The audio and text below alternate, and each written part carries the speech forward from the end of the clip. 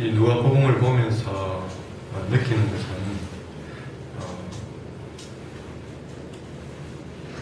우리 주님이 귀신을 쫓아내신 장면들이 누가복음 유독 많이 나옵니다.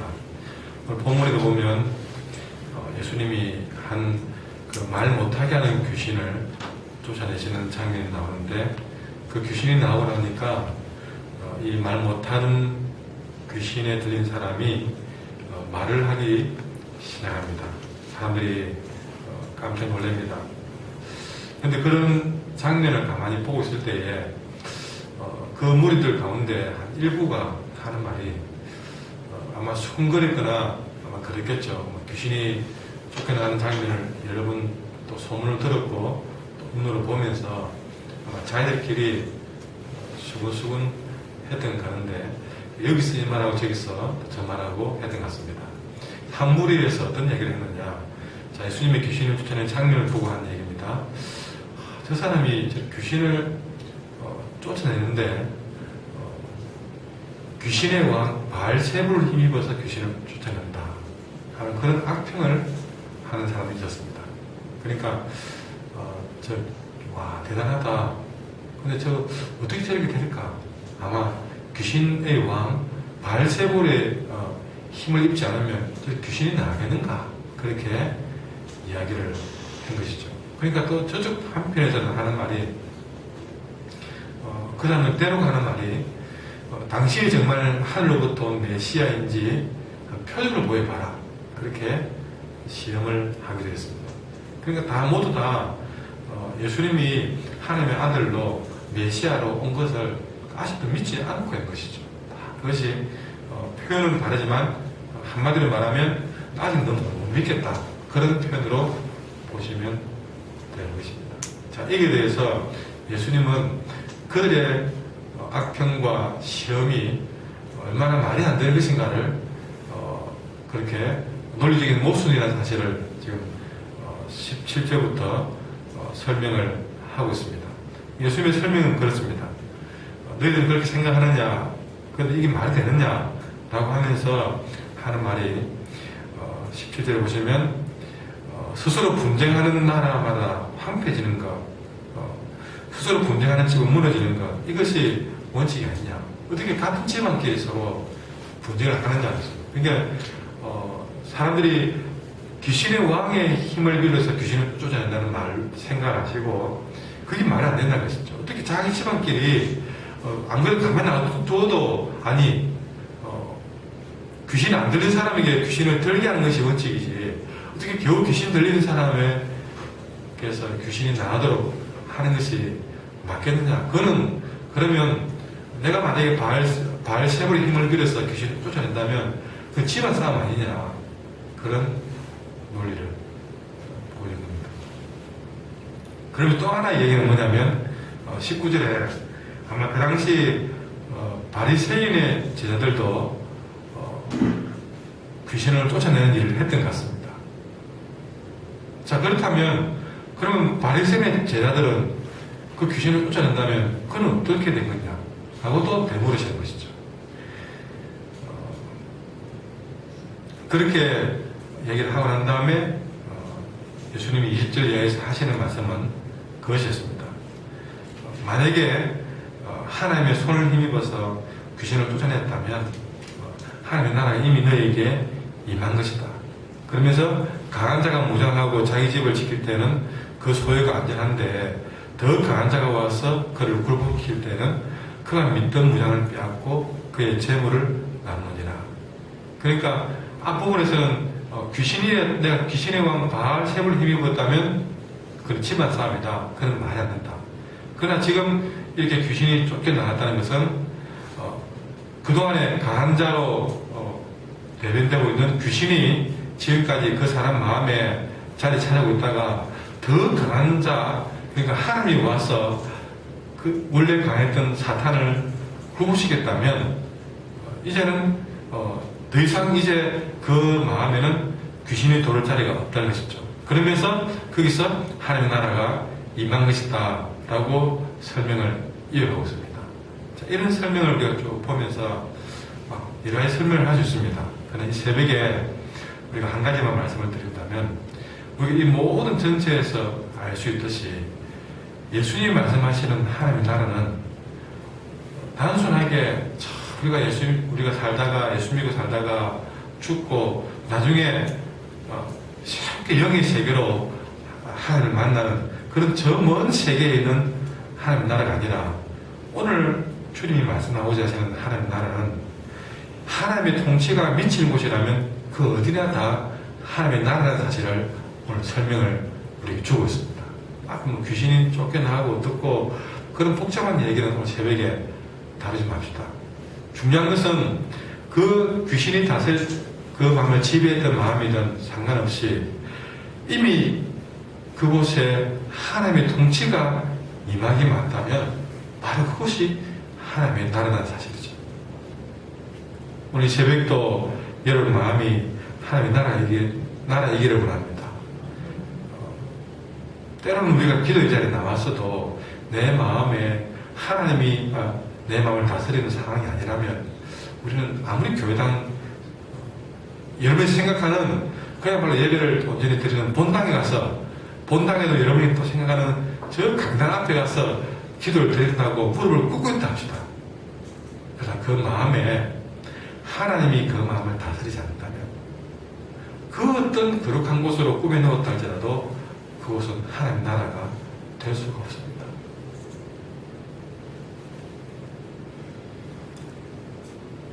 그러니 우리는 천국을 사모한다면 하나님의 통치가 내 마음에 임하기를 먼저 소원하셔야 될 줄 믿습니다. 다시 말해서 내가 내 마음을 다스리는 세계가 아니라 하나님이 내 마음과 내 생각과 내 삶의 전 영역을 다스리는 곳이라면 그곳이 어디든 하나님의 나라가 될 줄 믿습니다. 그러면서 예수님은 24절에서 하나 예를 들고 있는데요. 더러운 귀신이 어떤 사람에게서 나갔다고 가정을 합니다. 아까 우리 앞부분에도 말 못하게 하는 귀신이 나감으로써 이런 얘기가 나왔거든요.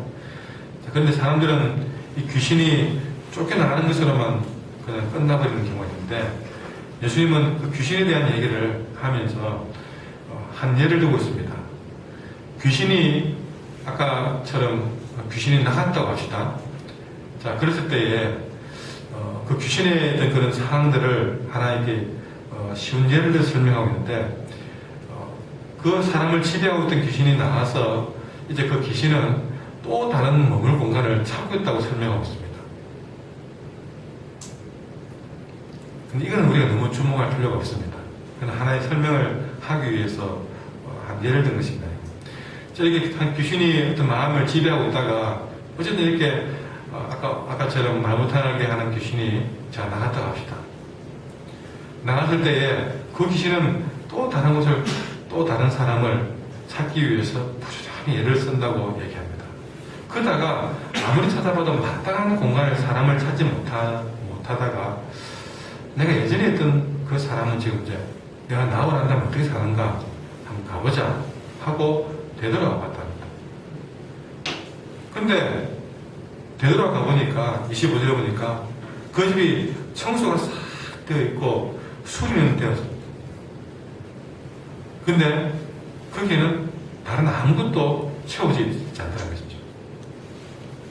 그래서 이 귀신은 다시 그렇게 청소되고 수리되어서 피어있는 그 집에, 그 마음에 다시 돌아가가지고 자기보다 더 악한 귀신 7을 데리고 그 빈 마음에 다시 들어갔다는 설명으로 지금 이야기하면서, 그렇게 되어짐으로 인해서 귀신이 들렸다가 회복되었던 그 사람의 형편이 옛날에 귀신 들릴 때보다 훨씬 더 어려워졌다는 말로 이 말씀을 정리하고 있습니다. 여러분, 이 예는 주님이 무슨 얘기를 하려고 이런 예를 든 것인가? 이것은 바로 이스라엘 백성들의 영적인 현실을 보여주기 위한 주님의 예의다 사실입니다. 그게 무슨 말이냐면, 여러분 구약에 보면 이스라엘은 하나님 앞에 끊임없이 우상 숭배하면서 결국 바벨론 포로로 잡혀가는 큰 수난을 당하게 됩니다. 그래서 바벨론을 포로 잡혀가지고 70년 동안 노예로 살아가면서 그들은 다짐하고 다짐했습니다. 어떻게 해요? 우리가 정말 절대로 우상 숭배는 하지 말자. 그것을 아주 뼈저리게 그들은 경험했습니다. 놀랍게도 바벨론 포로가 다 끝나고 70년 뒤에 이제 고향으로 돌아왔을 때는요, 그들은 놀랍게도 우상 숭배를 하지 않는 그런 민족으로 진짜 완전히 황골탈퇴했습니다. 완전히 사람들이 변하긴 변했습니다.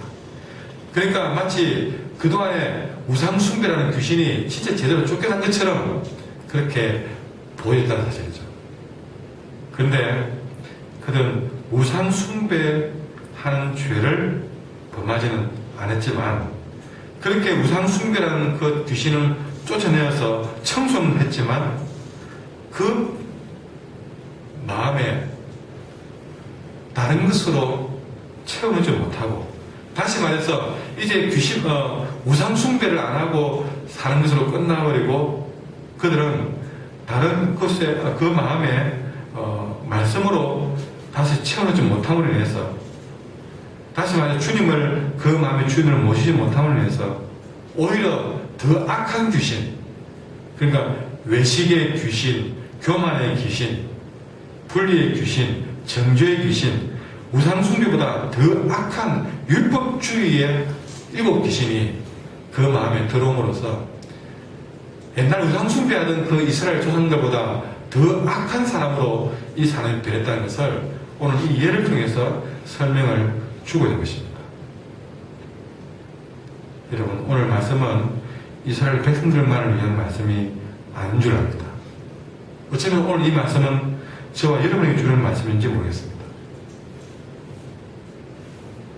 여러분이 어떤 말씀을 듣고 기도하면서 내가 정말 이것은 내가 주님 앞에 회개하고 내 마음에서 쫓아내야 되겠다, 이 잘못된 습관은 끊어야 되겠다 자 하고, 예를 들어서 술을 잘 몰래 드시는 분이 내가 참 회개하고 이제 술을 먹지 않기로 마음을 먹었습니다. 표현을 하자면 술 귀신은 쫓아냈다고 합시다.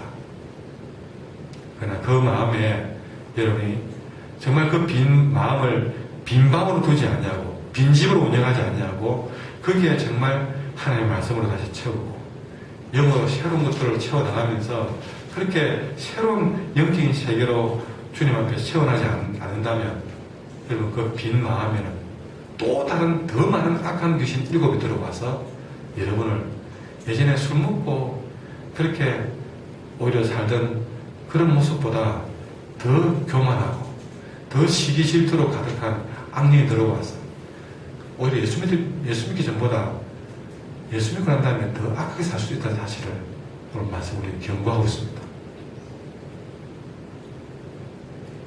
악한 것 하나 쫓아낸 것으로 만족하지 말라는 것입니다.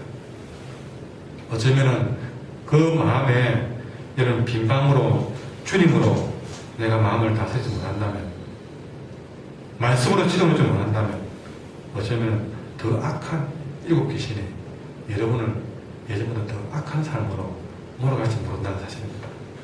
여기서 크게 경고한 것은요, 여러분 마음을 빈집으로 두지 말라는 것입니다. 늘 말씀으로 채우라는 것입니다. 안 그러면 더 강한 것이 와서 여러분을 지배할 것이라는 것입니다. 이것이 앞부분에서 계속적으로 말씀하시는 부분입니다. 말씀으로 채워놓지 못하는 것, 무엇보다 귀신이 나은 것으로 기뻐할 것이 아니라 예수님이 그 마음의 주인으로 채워놓지 못하면 여러분은 분명히 더 강한 것이 와서 여러분 마음을 지배할 것이라는 것입니다. 어쩌면 여러분 새벽에 나와서 말씀을 듣고 가는 것으로만, 여러분이 기도하면서 회개하고 가는 것으로만 끝나서는 안 된다는 것이죠. 우리의 삶을 통해서 말씀으로 지배하고 주님이 이런 마음을 지배하는 주인으로 모시지 못하면 어쩌면 여러분 이 밤이 되면 여러분 더 잘못된 모습으로 하루를 끝낼 수도 있다는 사실을 우리 기억하셔야 됩니다. 여러분의 마음은 깨끗한 빈집입니까?